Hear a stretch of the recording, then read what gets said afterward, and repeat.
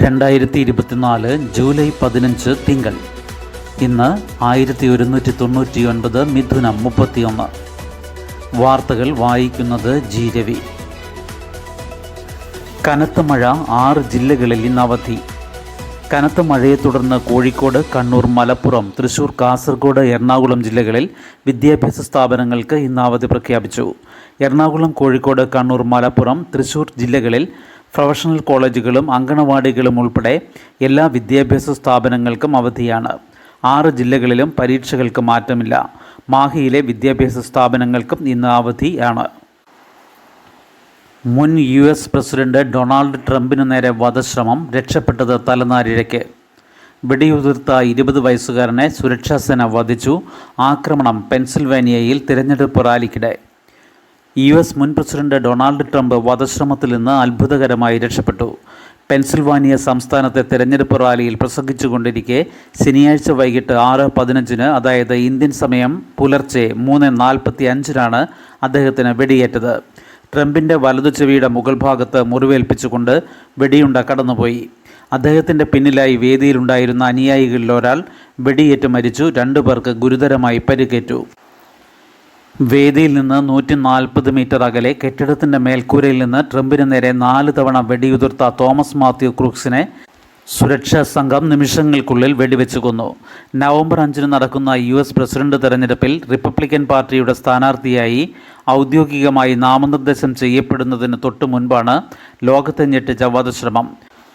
വെടിശബ്ദവും സീൽക്കാര ശബ്ദത്തോടെ ചെവിയിൽ ഉരസിപ്പോയ വെടിയുണ്ടയുടെ സ്പർശവും തിരിച്ചറിഞ്ഞയുടൻ ട്രംപ് ചെവികൾ അടച്ചു പിടിച്ചുകൊണ്ട് പ്രസംഗപീഠത്തിന് താഴെ നിലത്ത് കുനിഞ്ഞിരുന്നു. സുരക്ഷാ ഭടന്മാർ അദ്ദേഹത്തിന് മേൽ കമിഴ്ന്നു കിടന്നു. വാരാന്ത്യ അവധി പ്രമാണിച്ച് സ്വന്തം നാടായ ഡെലവെയറിലായിരുന്ന US പ്രസിഡന്റ് ജോ ബൈഡൻ വധശ്രമ വാർത്തയറിഞ്ഞയുടൻ വാഷിംഗ്ടണിൽ വൈറ്റ് ഹൗസിലേക്ക് മടങ്ങിയെത്തി. വെടിവയ്ക്കാൻ തോമസ് ക്രൂക്സ് ഉപയോഗിച്ച AR-15 സെമി ഓട്ടോമാറ്റിക് റൈഫിൾ അദ്ദേഹത്തിൻ്റെ പേരിൽ നിയമാനുസൃതം വാങ്ങിയതാണെന്ന് പോലീസ് പറഞ്ഞു. വാതിൽപ്പടി മാലിന്യ ശേഖരണം 100% ലക്ഷ്യമിട്ട് തദ്ദേശ വകുപ്പ്. ഹരിതകർമ്മസേനയിൽ കൂടുതൽ ആളുകളെ നിയമിച്ച് പരിശീലനം നൽകണം. വീടുകളിൽ നിന്നും സ്ഥാപനങ്ങളിൽ നിന്നുമുള്ള വാതിൽപ്പടി മാലിന്യ ശേഖരണം എല്ലാ തദ്ദേശ സ്ഥാപനങ്ങളിലും ഡിസംബറിനുള്ളിൽ 100% ഉറപ്പാക്കാൻ നടപടിയുമായി തദ്ദേശ വകുപ്പ്. മാലിന്യ സംസ്കരണം സുസ്ഥിരവും കാര്യക്ഷമവുമാക്കാൻ വിവിധ ഏജൻസികളുടെ സംയുക്ത നടപടി പൂർത്തിയാക്കാനുള്ള തീയതികളും തീരുമാനിച്ചു. പല തദ്ദേശ സ്ഥാപനങ്ങളിലും വാതിൽപ്പടി മാലിന്യ ശേഖരണം പേരിന് മാത്രമാണ്.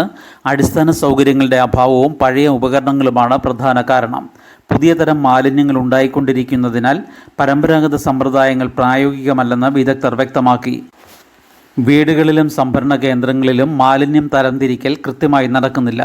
തദ്ദേശ സ്ഥാപനങ്ങൾ മാലിന്യ സംസ്കരണം പ്രധാന ഉത്തരവാദിത്തമായി എടുത്തിട്ടില്ലെന്നാണ് വിലയിരുത്തൽ. മാലിന്യ സംസ്കരണ കേന്ദ്രങ്ങൾ സ്ഥാപിക്കുന്നതിനെതിരെ ചിലയിടങ്ങളിൽ ശക്തമായ എതിർപ്പും നേരിടുന്നുണ്ട്. തുടർച്ചയായ ക്യാമ്പയിനുകളിലൂടെ മാലിന്യ സംസ്കരണത്തോടുള്ള മനോഭാവത്തിലും സമീപനത്തിലും മാറ്റം വരുത്താൻ ശ്രമം തുടരും. കൈവരിച്ച നേട്ടങ്ങൾ നിലനിർത്താനും ഇത് ആവശ്യമാണ്. സംസ്കരണത്തിൽ പൂർണ്ണതയും സുസ്ഥിരതയും നേടാനുള്ള തീരുമാനത്തിൻ്റെ ഭാഗമായി വാതിൽപ്പടി ശേഖരണത്തിന് ആനുപാതികമായി കൂടുതൽ സംഭരണ കേന്ദ്രങ്ങൾ ഡിസംബർ 31 മുൻപ് സ്ഥാപിക്കും. ഒക്ടോബർ 30 ഹരിതകർമ്മസേനയിൽ ആവശ്യത്തിനനുസരിച്ച് ആളുകളെ നിയമിച്ച് ശാസ്ത്രീയ പരിശീലനം ഉറപ്പാക്കും. സ്ഥാപനങ്ങൾ, ഓഡിറ്റോറിയങ്ങൾ, ആളുകൾ വന്നു ചേരുന്ന മറ്റിടങ്ങൾ എന്നിവിടങ്ങളിൽ മാലിന്യ ബിന്നുകൾ സ്ഥാപിക്കും. അടുത്ത വർഷം ജനുവരി 30 മുൻപ് പ്രധാന കേന്ദ്രങ്ങളിൽ ക്യാമറ നിരീക്ഷണം ഒരുക്കാനും തീരുമാനമായി. ഭാവിയിൽ കൈവരിക്കേണ്ട ലക്ഷ്യങ്ങളും തീരുമാനിച്ചിട്ടുണ്ട്. അത് ഹിപ്നോട്ടിസമല്ല, അപകടം പിടിച്ച ചോക്കിംഗ് ഗെയിം. 4 വിദ്യാർത്ഥികൾ സ്കൂളിൽ ബോധരഹിതരായ സംഭവത്തിന് പിന്നിൽ ചോക്കിംഗ് ഗെയിം എന്ന് സൂചന. കഴുത്തിൻ്റെ പിൻഭാഗത്തോ തൊണ്ടയിലോ ഞരമ്പിൽ സമ്മർദ്ദം ചെലുത്തി തലച്ചോറിലേക്കുള്ള രക്തയോട്ടം തടയുന്ന രീതിയാണ് ഇത്. ഞൊടിയിടയിൽ ആളുകൾ ബോധരഹിതരാകാൻ ഇതിടയാക്കും. ഹിപ്നോട്ടിസം എന്ന പേരിൽ യൂട്യൂബിലൂടെ പലരും പ്രചരിപ്പിക്കുന്ന ഈ പ്രവൃത്തിക്ക് space monkey game, pass out game തുടങ്ങിയ പേരുകളുമുണ്ട്. ഏറെ അപകടകരമായ ഈ വിനോദത്തിന് ഹിപ്നോട്ടിസവുമായി ബന്ധമില്ലെന്ന് കുട്ടികൾ അറിയുന്നുമില്ല. കൊടുങ്ങല്ലൂരിൽ ഒരു ആൺകുട്ടിയും 3 പെൺകുട്ടികളുമാണ് കഴിഞ്ഞ ദിവസം അബോധാവസ്ഥയിലായത്.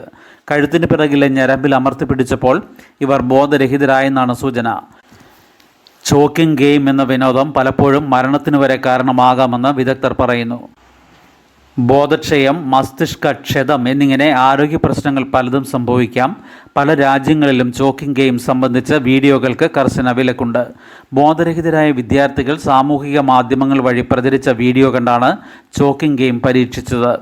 യുവാക്കൾക്കും കുട്ടികൾക്കുമിടയിൽ ലഹരി ഉപയോഗം പോലെ ഇത്തരം വിനോദങ്ങൾ ഗുരുതരമായ സ്വാധീനം ചെലുത്തുന്നുണ്ടെന്ന് സൈക്കോളജിസ്റ്റ് ഷാലിമ ഹനീസ് പറഞ്ഞു. ഗാസയിൽ സ്കൂളിന് നേരെ ഇസ്രായേൽ ആക്രമണം. ഗാസയിൽ ഇസ്രായേൽ ആക്രമണം തുടരുന്നു. മധ്യ ഗാസയിലെ ഒരു സ്കൂളിന് നേരെ ഇന്നലെയുണ്ടായ വ്യോമാക്രമണത്തിൽ 12 പേർ കൊല്ലപ്പെട്ടു. ഇവിടെ പാർപ്പിച്ചിരുന്ന അഭയാർത്ഥികളാണ് കൊല്ലപ്പെട്ടതെന്ന് ഹമാസ് വക്താവ് അറിയിച്ചു. ഗാസ സിറ്റിയിൽ പുലർച്ചെയുണ്ടായ 4 ആക്രമണങ്ങളിൽ 17 പേർ കൊല്ലപ്പെടുകയും 50 പേർക്ക് പരിക്കേൽക്കുകയും ചെയ്തതായും റിപ്പോർട്ടുണ്ട്. നഗരത്തിൻ്റെ വ്യത്യസ്ത പ്രദേശങ്ങളിലുള്ള 4 വീടുകൾക്ക് നേരെയായിരുന്നു ആക്രമണം. ഇസ്രായേൽ കനത്ത ബോംബാക്രമണം നടത്തുന്ന സാഹചര്യത്തിലും വെടിനിർത്തൽ ചർച്ചയിൽ നിന്ന് പിന്മാറിയിട്ടില്ലെന്ന് ഹമാസിൻ്റെ വക്താവ് പറഞ്ഞു. അറബ് രാജ്യങ്ങളുടെയും US-ൻ്റെയും മധ്യസ്ഥതയിൽ നടക്കുന്ന ചർച്ചകളെ തുരങ്കം വയ്ക്കാനാണ് തുടർച്ചയായ ആക്രമണങ്ങളിലൂടെ ഇസ്രായേൽ പ്രധാനമന്ത്രി ബെഞ്ചമിൻ നെതന്യാഹു ശ്രമിക്കുന്നതെന്ന് അവർ ആരോപിച്ചു. അതേസമയം 3 ദിവസമായി ദോഹയിലും കൈറോയിലും നടക്കുന്ന ചർച്ചകൾ ശനിയാഴ്ചയോടെ താൽക്കാലികമായി നിർത്തിവച്ചിരിക്കുകയാണെന്ന് പുതിയ റിപ്പോർട്ട്. കഴിഞ്ഞ ഒക്ടോബർ 7 ശേഷം ഗാസയിൽ ഇസ്രായേൽ ആക്രമണങ്ങളിൽ ഇതുവരെ 38,584 പലസ്തീൻകാർ കൊല്ലപ്പെടുകയും 88,881 പേർക്ക് പരിക്കേൽക്കുകയും ചെയ്തെന്ന് ഗാസ ആരോഗ്യ മന്ത്രാലയം അറിയിച്ചു.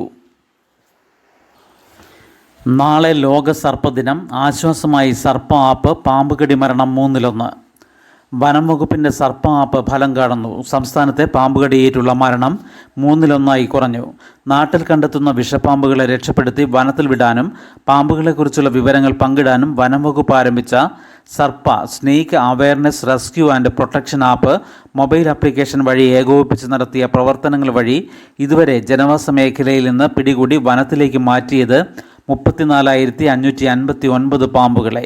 2019 130 പേർ പാമ്പുകടിയേറ്റ് മരിച്ചപ്പോൾ 2023 40 പേരായി ചുരുങ്ങി. രാജ്യത്ത് ഓരോ വർഷവും 60,000-ലധികം പേരാണ് പാമ്പുകടിയേറ്റ് മരിക്കുന്നത്.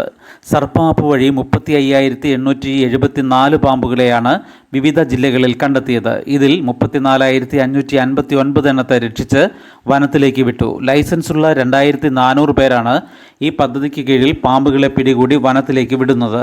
സർട്ടിഫിക്കറ്റ് ലഭിച്ച എല്ലാവർക്കും 2,800 രൂപ വില വരുന്ന ഉപകരണങ്ങൾ ഉൾപ്പെടുന്ന റെസ്ക്യൂ കിറ്റ് വനം വകുപ്പ് സൗജന്യമായി നൽകിയിട്ടുണ്ട്. പാമ്പുകളെക്കുറിച്ച് അവബോധം സൃഷ്ടിക്കാനും വ്യാജ ചികിത്സകൾ ഒഴിവാക്കാനും ആപ്പിലൂടെ സാധിക്കുന്നു. ഓരോ ജില്ലയിലും റെസ്ക്യൂ പ്രവർത്തനങ്ങൾ ഏകോപിപ്പിക്കുന്നതിനായി വാട്സാപ്പ് ഗ്രൂപ്പുകളുണ്ട്. വനവൽക്കരണ വിഭാഗം റേഞ്ച് ഫോറസ്റ്റ് ഓഫീസർമാരാണ് ജില്ലാ കോർഡിനേറ്റർമാർ. മഹാപ്രളയത്തിൻ്റെ നേർചിത്രം. വെള്ളപ്പൊക്കം വീണ്ടും ചർച്ചകളിൽ. ദക്ഷിണേന്ത്യയെ മുക്കിയ മഹാപ്രളയത്തിന് 100 വർഷം പൂർത്തിയാകുമ്പോൾ മലപ്പുറം അരീക്കോട് സ്വദേശിയായ മുണ്ടമ്പറ്റ ഉണ്ണി മമ്മദ് എന്ന കവിയും അദ്ദേഹത്തിൻ്റെ വെള്ളപ്പൊക്കം എന്ന കാവ്യവും വീണ്ടും ചർച്ചകളിൽ നിറയുന്നു. അറബി മലയാള ലിപിയിൽ എഴുതിയ വെള്ളപ്പൊക്കം 1924 പ്രളയത്തിൻ്റെ നേർചിത്രം നൽകുന്ന കൃതിയാണ്. തിരുവിതാംകൂറിലെ അമ്പലപ്പുഴ മുതൽ കർണാടകയിൽ ഉൾപ്പെടുന്ന കുന്താപുരം വരെയുള്ള പ്രദേശങ്ങളെ പ്രളയം എങ്ങനെ ബാധിച്ചുവെന്ന് കൃതിയിൽ വിവരിക്കുന്നു. മലപ്പുറം ജില്ലയിലും സമീപ പ്രദേശങ്ങളിലുമുണ്ടായ നാശനഷ്ടങ്ങളെക്കുറിച്ചും വിശദമായി പറയുന്നുണ്ട്. പല ഏടുകളായി ചിതറിക്കിടന്നിരുന്ന കൃതി ഡോക്ടർ ആബിൻ ഷായും ഡോക്ടർ എം അബ്ദുള്ളയും ചേർന്ന് മലയാളത്തിൽ ക്രോഡീകരിച്ച് ഈയിടെ പുറത്തിറക്കിയിരുന്നു. അരീക്കോട് പഞ്ചായത്ത് ഇത് പ്രസിദ്ധീകരിക്കുകയും ചെയ്തു. ശുഭദിനം. നന്ദി.